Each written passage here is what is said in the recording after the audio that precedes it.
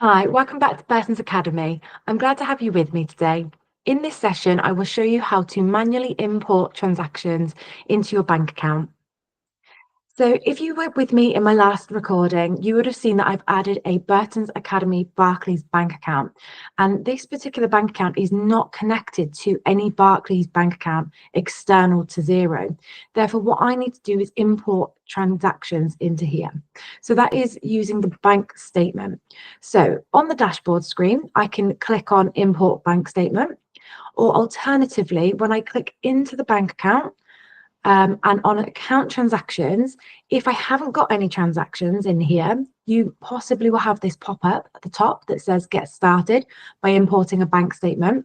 Alternatively, though, you can go over to this other box here, manage account, click on that, and then you can add your bank account this way. So you can go over to the reconcile and import a statement. So that's what we'll do today. So when we're preparing to upload this file, it's really important to remember that it must be a format that is labeled here. So I in particular use the CSV file.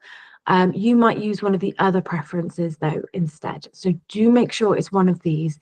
If it is not this type of document, it will not be accepted and it will not upload into Xero for you. So I'm going to go and find the file that I've created before and upload that into Xero. So this is my statement import template. And again, what Xero does, it's really smart. It will only pull through the type of workbooks that are in the format that it will accept. So this is the workbook that it will accept. So if when you go to the location that your workbook is saved and it is not there, that is because the format is not accepted for this upload. So you need to convert it. So all I can do is double click on that file. It will then appear here at the bottom, and I can go and add some more if I want, but I don't need to in this instance. So I'm going to click next. And then it will ask, what are the headings? And I saved the CSV file from earlier that Xero has provided. So I know the order is in the exact same order as this file.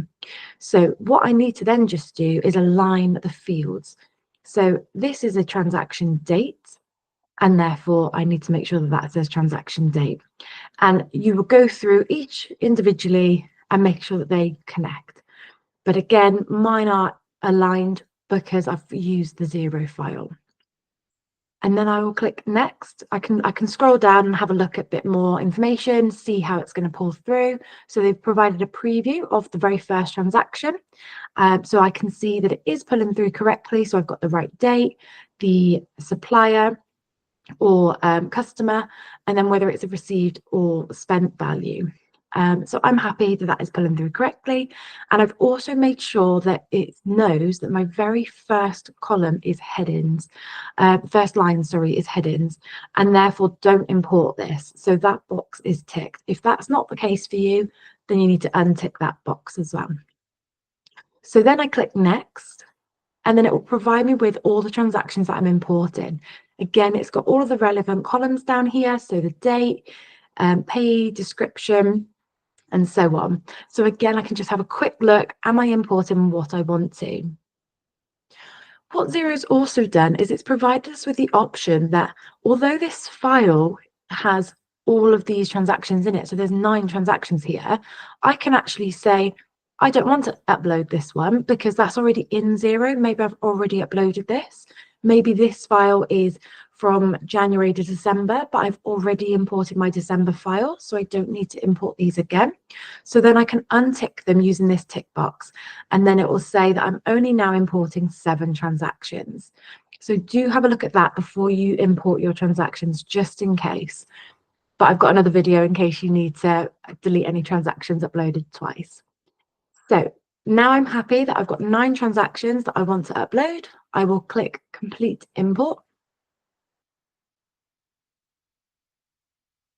And then they will pull through on my reconcile screen.